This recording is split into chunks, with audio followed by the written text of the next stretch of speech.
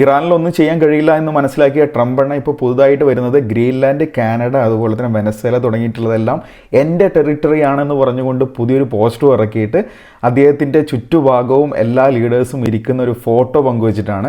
വേൾഡിൽ പ്രശ്നങ്ങളൊന്നും ഇല്ലാന്നുണ്ടെങ്കിൽ ട്രംപ് ഇറങ്ങിയിട്ട് എന്തെങ്കിലും പ്രശ്നങ്ങൾ ഉണ്ടാകും എന്നുള്ളത് സത്യമാണ്. ട്രംപിൻ്റെ കാനഡയോടുള്ള മോഹം മുന്നേ തന്നെ പറഞ്ഞതാണ്. 51ാമത്തെ സ്റ്റേറ്റാക്കി മാറ്റണം കാനഡ എന്ന് പറഞ്ഞിട്ടുണ്ട്.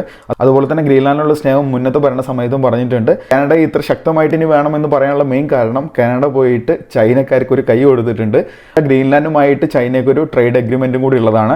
സോ മൊത്തത്തിൽ നോക്കി കഴിഞ്ഞിട്ടുണ്ടെങ്കിൽ ട്രംപിന് വലിയൊരു അടി വരുന്നുള്ള ഒരു ബോധ്യം ട്രംപിന് നന്നായിട്ടുണ്ട്. അതുകൊണ്ടാണ് ഗ്രീൻലാൻഡും വേണം, കാനഡയും വേണം, വെനസ്വേലയും വേണം, മെക്സിക്കോയും വേണം, ക്യൂബയും വേണം, ആ ഒരു ഭാഗം മുഴുവൻ ആൾക്ക് വേണം എന്ന് പറയുന്നത്. ഇറാനോടല്ല ഇപ്പോൾ മുട്ടാൻ വേണ്ടി നോക്കുന്നത്. ഇപ്പോൾ ശക്തമായിട്ട് നേരിടാൻ നോക്കുന്നത് കാനഡ, UK, അതുപോലെ തന്നെ ഫ്രാൻസ്, ഇറ്റലി, ഇത്തരത്തിലുള്ള യൂറോപ്പ്, UK, കാനഡ രാജ്യങ്ങളുമായിട്ടാണ് ഇനി ഏറ്റുമുട്ടാൻ വേണ്ടി പോകുന്നത്. സോ ഇയാൾ മനുഷ്യന്മാർക്ക് ഒരു സമാധാനം തരില്ല എന്നുള്ളതാണ് സത്യം.